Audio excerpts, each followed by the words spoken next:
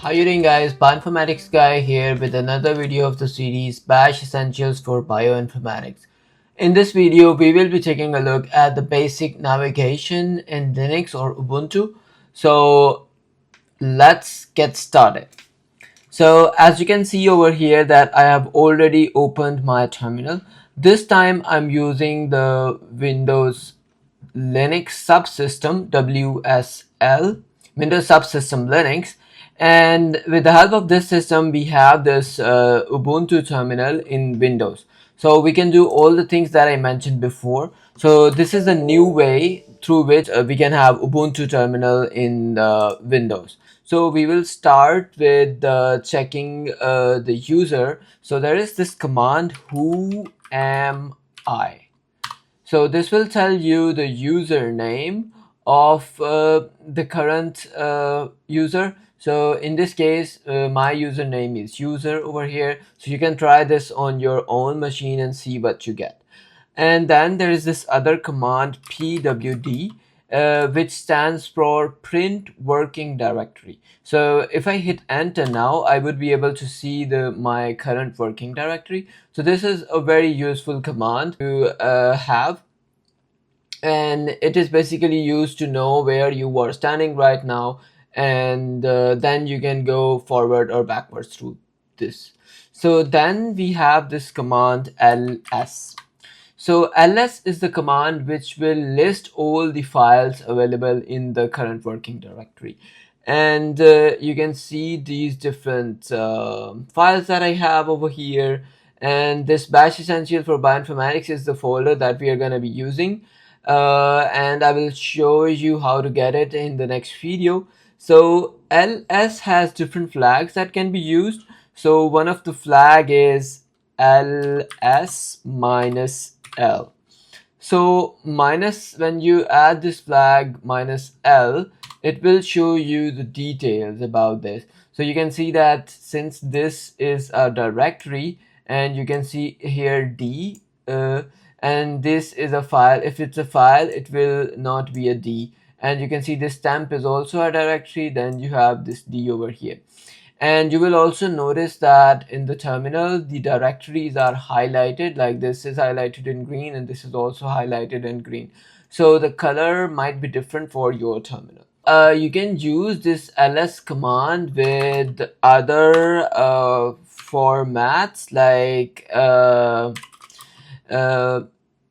you can also use this on the folder, like we have this bash essentials for bioinformatics folder. So you can apply this on that folder, and if you give it the name of a folder, then you will be listing all the files and directories available in that folder.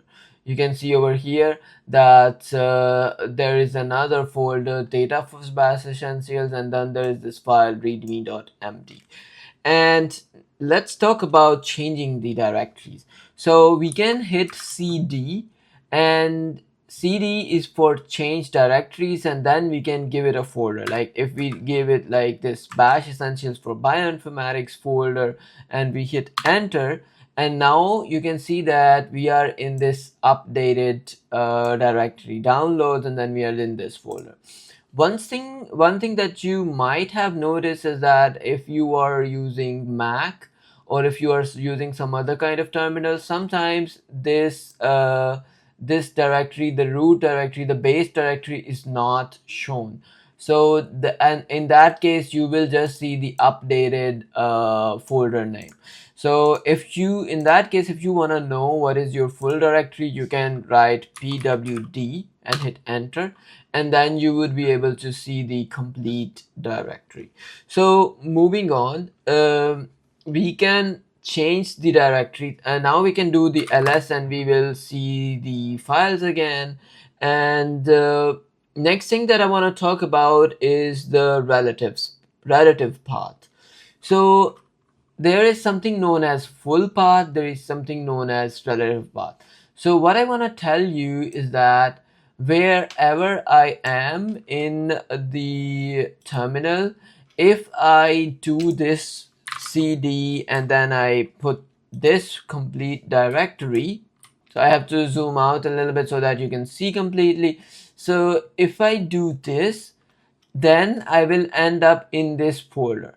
So over here we do not need to be sure that where we are now, because this is the full path, and we will end up,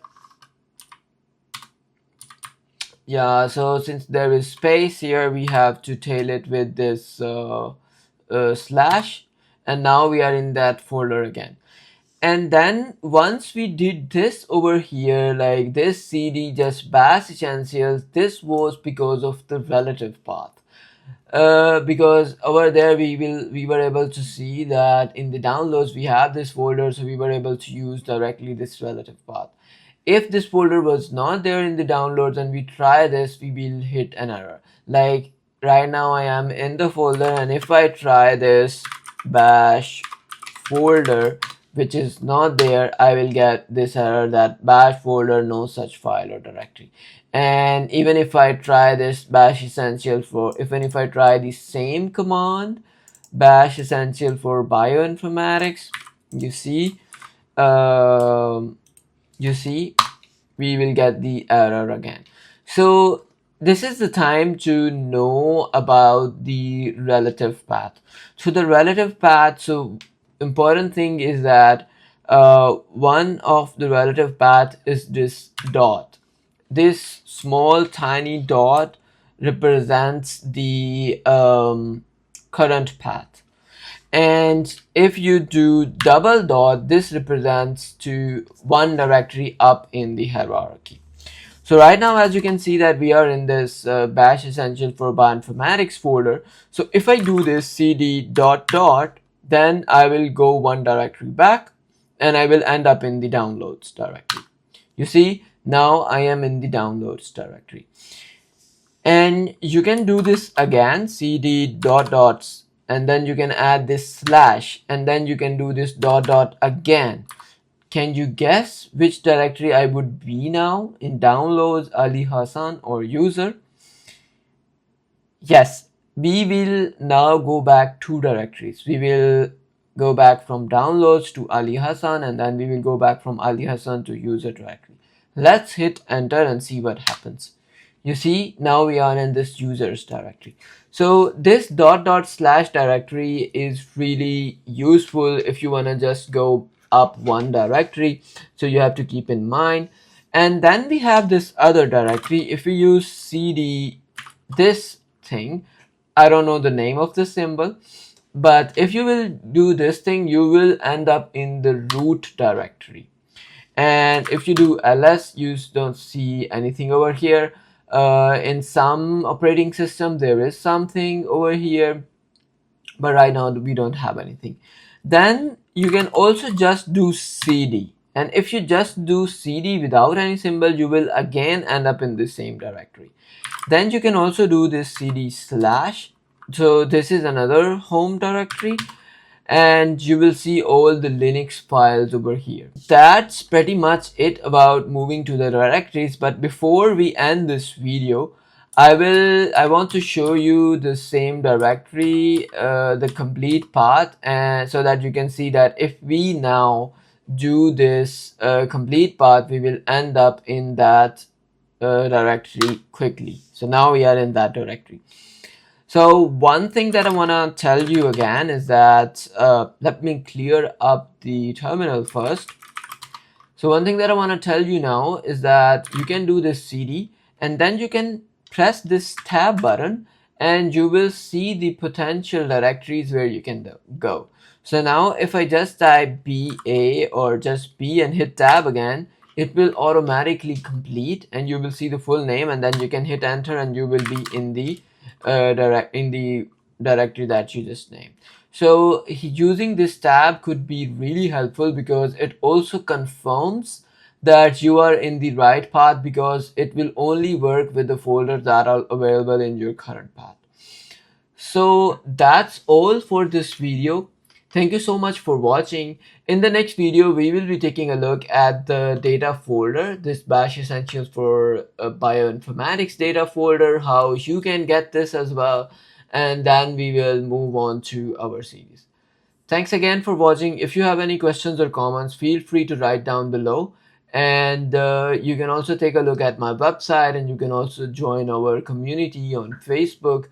And see you around in the next video.